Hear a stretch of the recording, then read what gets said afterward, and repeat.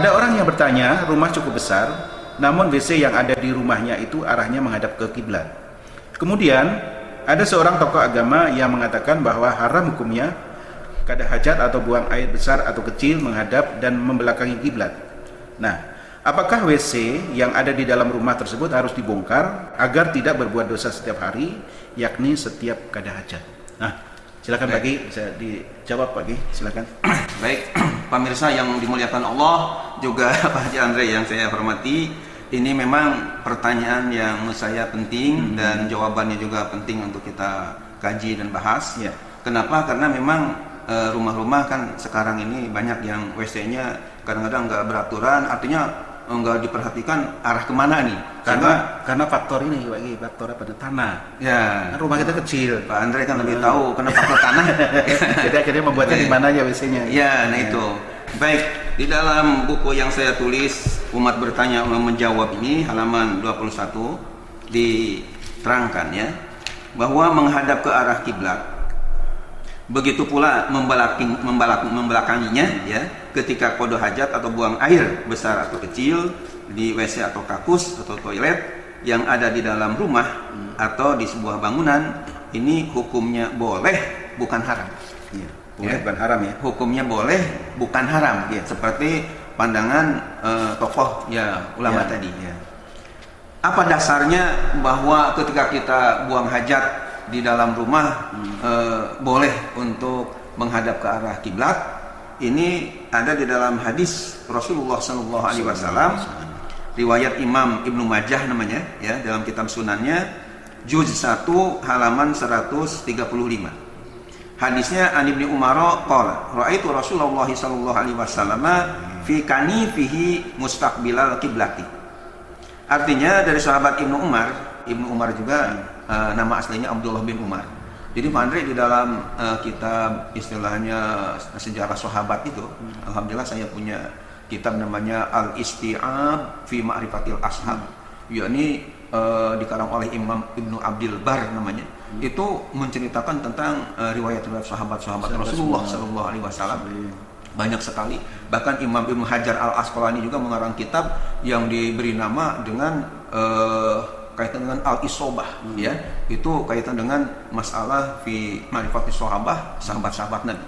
Ada lagi Ibnul Athir Al-Jazari, namanya Ibnul Athir ya Al-Jazari, mengarang kitab juga yang kaitan dengan sahabat-sahabat Nabi, nama kitabnya Usudul Ghobah fi Tamyizis Sahabah, 10 jilid tebal. Itu menerangkan nama-nama sahabat dan riwayat hidupnya dikemukakan. Nah, di antara yang ada kaitan dengan nama asli Abdullah tapi dipopulerkan dengan Ibnu. Misalnya ada namanya Abdullah bin Mas'ud tapi dipopulerkan dengan Ibnu Mas'ud. Ada Abdullah bin Abbas menjadi Ibnu Abbas.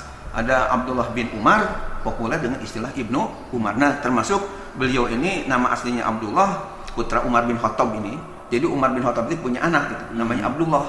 Nah, tapi populer dengan Ibnu Umar karena anak daripada Umar bin Khattab tadi. Nah, kata Ibnu Umar ini, Abdullah bin Umar bin Khattab, qala ia berkata, "Ra'aitu Rasulullah sallam fi kanifihi mustaqbilal qiblah."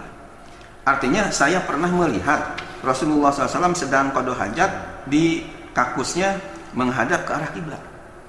Ini hadisnya riwayat Imam Ibnu Majah, kitab Ibnu Majah juz ya 1 halaman 135.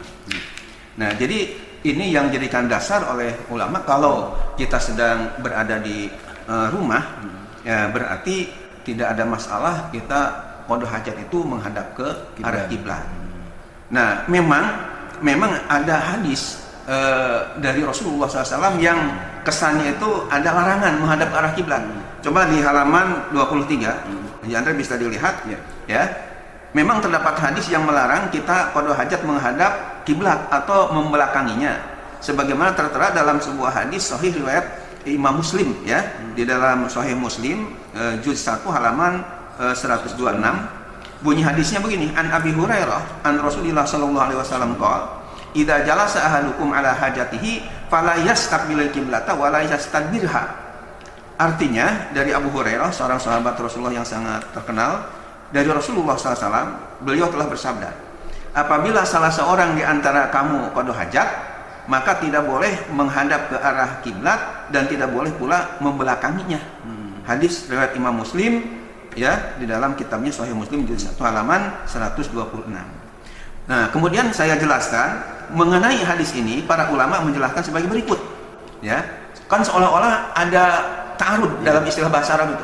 Ya, bahasa kitanya kontradiktif. Perbedaan antara hadis satu dan hadis berikutnya. Ada hadis satu dengan yang lain. Tadi dalam riwayat Imam Ibnu Majah yang dilihat oleh Ibnu Umar, mungkin sedikit perlu diketahui, kok Ibnu Umar berani-berani masuk ke rumah Rasulullah sehingga Rasulullah sedang qada hajat, tahu ini apa hubungannya? Nah, sedikit mungkin dijelaskan bahwa Abdullah bin Umar dengan Rasulullah itu, dengan rumah Rasulullah bisa dikatakan dekat. Kenapa? Karena saudarinya yang bernama Hafsah itu istri Rasulullah.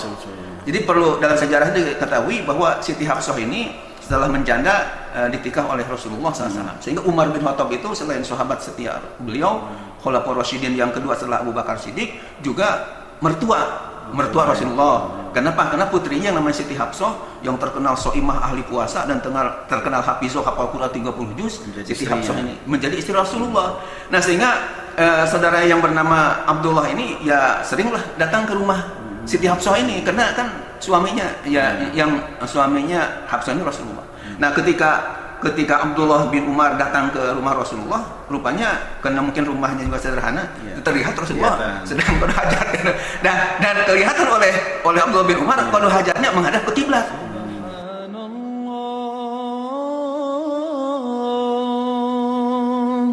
Walhamdulillah wa la